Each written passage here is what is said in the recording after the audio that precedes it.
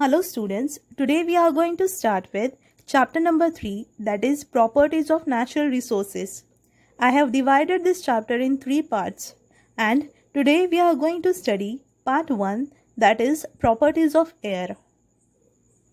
Before going to start this lesson, let's discuss about what are natural resources.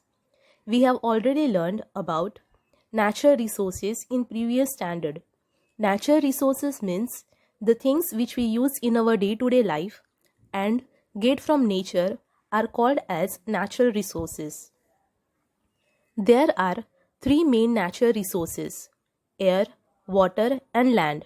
They are important for sustaining the living world on the earth and for fulfilling their basic needs.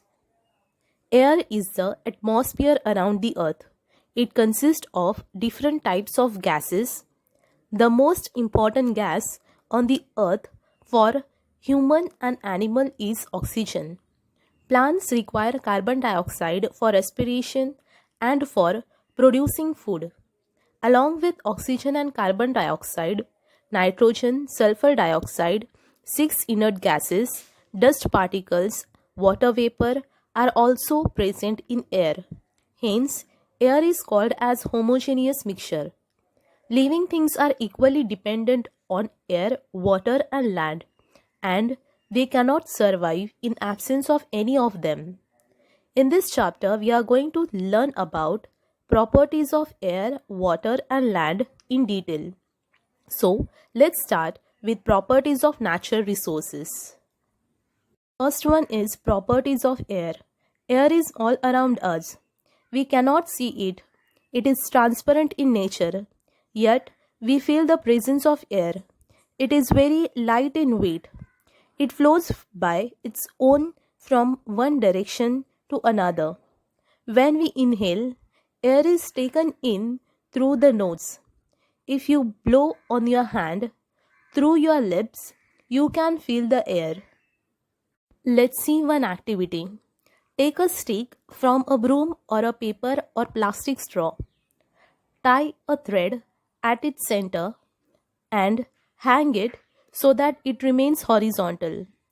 Tie two rubber balloons of the same size at the two ends of the stick. See to it that the stick remains horizontal. Now remove one balloon, inflate it, and tie it again at its original position. Inflate means fill with air. Now observe it carefully. Does the stick remains horizontal? No. The stick goes down on the side of the inflated balloon, from the side where the balloon was filled with air. This activity shows that air has weight. Air is a mixture of gases. Therefore, like all other matter, it has mass and weight. Now, what is the difference between mass and weight? Mass is a measure of the amount of matter in an object, and weight of an object is the force acting on the object due to the gravity. As you all know, gravitational force of the earth pulls an object towards itself. Let's see one more activity. Take an injection syringe without the needle. Pull its piston and observe it as you do so. When you pull the piston out, it can be pulled out easily. The piston then remains in that position even if you let it go. Now, close the inlet hole of the syringe tightly with your thumb. Pull the piston and let it go. Is the force required to pull out the piston more or less than before? Does the piston remain as it is after you let it go? So, here you have to apply more force to pull the piston, and when you release the piston, it immediately pushed in. While traveling, you must have felt pressure of air on your body. The molecules of the gases in the air are in constant motion. They are continuously moving. When these molecules strike a body, they create pressure on the body. This is the pressure of air that we call atmospheric pressure. On pulling the piston, with the inlet hole of the syringe closed, more space becomes available to the air in the syringe and the air becomes rarefied. As a result, the pressure of the air in the syringe is lowered. Comparatively, the pressure of the outside air is very high. That is why when the pulled out piston is released, it is immediately pushed in.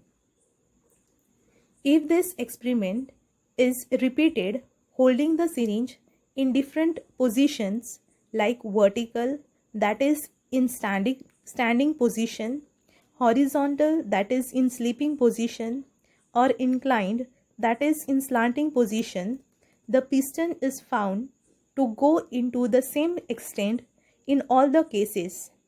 From this, we can infer that atmospheric pressure is the same in all the directions. Is there any atmospheric pressure on the moon? Answer for this question is no. As there is no atmosphere on the moon, there is no atmospheric pressure.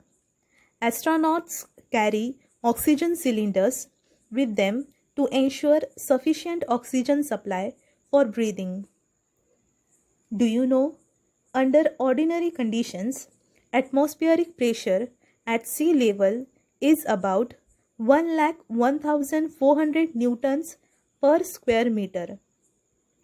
It can be measured with the help of a barometer. A barometer is a scientific instrument that is used to measure air pressure in a certain environment. As we go higher above sea level, atmospheric pressure decreases. Let's see an activity. Place a piece of cardboard on the mouth of a glass filled completely with water. Holding the cardboard firmly in place with one hand, invert the glass quickly. Take your hand away from the cardboard. What do you see? When you take away your hand from the cardboard, the water doesn't spill out. The reason this experiment works is because of air pressure. The force caused by the atmospheric pressure acts on the surface of the cardboard is greater than the weight of the water in the glass. Do you know, in 1726, the Swedish scientist Daniel Bernoulli put forth the important principle that the pressure of air decreases when its velocity increases, while the pressure of air increases when its velocity decreases. If a body is moving through air, the air pressure decreases perpendicular to the direction of the motion, and then the air in its surroundings flow rapidly from higher pressure to the lower pressure. Let's see another activity. Take some water in a plastic cup and hold a straw upright in it. Hold a small piece of another straw near the upper end of the first straw and perpendicular to that straw. Blow hard through the small piece of straw. You will see a fountain of water. Why did this happen? On blowing through the straw, the air at its open end is pushed away, and hence the pressure of the air at the opening goes down. As the pressure of the air near the upper end of the erect straw becomes less than the atmospheric pressure, the water in the cup is pushed from where the pressure is higher to where it is lower, that is, in the upward direction, and the water comes out in the form of a fountain. The more forcefully you blow, the higher will be the fountain. This straw fountain works on Bernoulli's principle. What is the effect of increased temperature on the pressure of air? Condition for closed environment. When the temperature increases, the pressure of the air also increases. For example, as the air warms up, the molecules in the air become more active. They use up more individual space even though there is the same number of molecules. This causes an increase in the air pressure. When there exists a difference in the air pressure at two different places, the air starts flowing from the place of higher pressure to the place of lower pressure. At such times, we feel a breeze or a wind blowing. Thus, winds are an effect of the difference in air pressure. You will learn more about this in the lesson called Winds in Geography. Let's say an activity. Take ice cubes in a glass up to 3/4 of its height. Now observe what happens. How did the water droplets appear on the outside of the glass? Due to the ice cubes in the glass, the air surrounding the glass cools down. As the water vapor in this air cools down, it condenses, means it changes from vapor or gas to liquid and gets transformed into water. It is this water that collects on the outer surface of the glass. The level of humidity is different in different places. Humidity means the amount of water vapor in the atmosphere. Similarly, the humidity levels also changes from time to time during the period of a single day. The level of humidity of the air is determined by its capacity to hold water vapor. During the night or at dawn, when the temperature of air is low, its capacity to hold the vapor is less. At such times, the excess vapor is transformed into water droplets. This is what we call dew. In the afternoon, when the temperature of the air is high, the capacity of the air to hold the moisture also increases. Then, compared to its full capacity to hold water, the proportion of moisture in the air is less and we feel that the air is dry. The proportion of water vapor in the air is high during the monsoons and in coastal areas. As a result, we feel the dampness or humidity. In summer, wet clothes dry quickly, but in the rains, they do not. Why is this so? It is because temperature in summer is higher and it makes the evaporation faster. On the other hand, in rainy season, rate of moisture in air is high, which decreases the rate of evaporation. That's why clothes dry quickly in summer. Let's see an activities. First activity is dip an uncorked inverted empty bottle in a slanting position into the water in a wide container. What do you observe? When the uncorked inverted empty bottle is kept slant in the water container, bubbling sound will be heard. Air bubbles comes out from the empty bottle and water goes inside the bottle.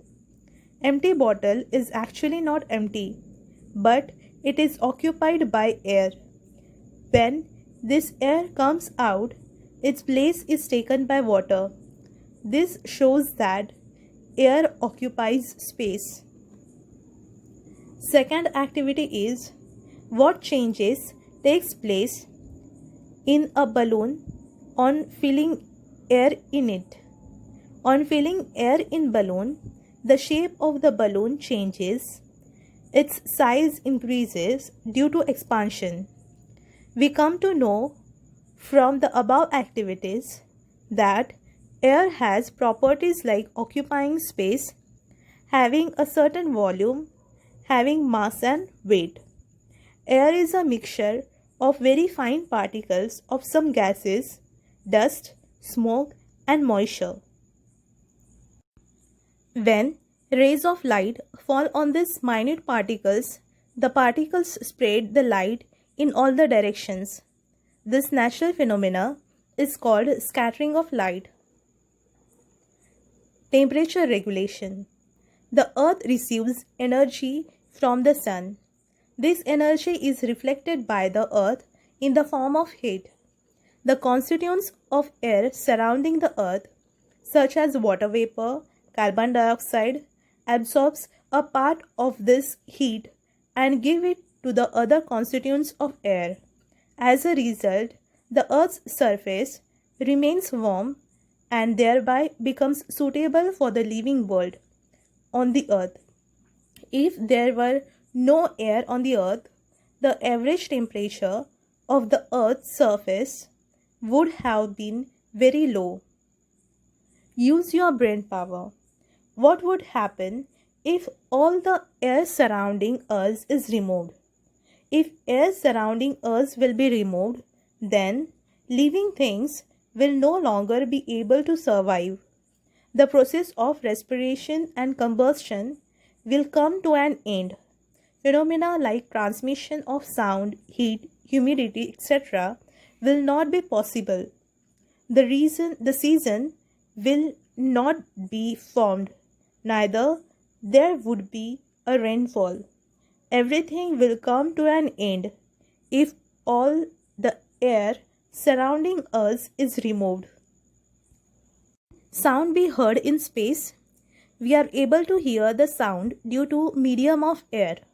If this medium of transmission is lacking, then we are unable to hear.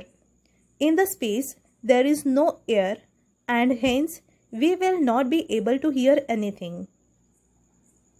Last one is the transmission of sound. All the sound that we hear reach us through the surrounding air. The density of air also changes due to change in its temperature. In winter, the density of the air increases. We can hear the whistle of a distant train clearly early in the morning. In winter, air is useful as a medium for the transmission of sound. So students, I hope you all understood properties of air. Soon we will meet with next part of this chapter, that is properties of water. Thank you for watching this video.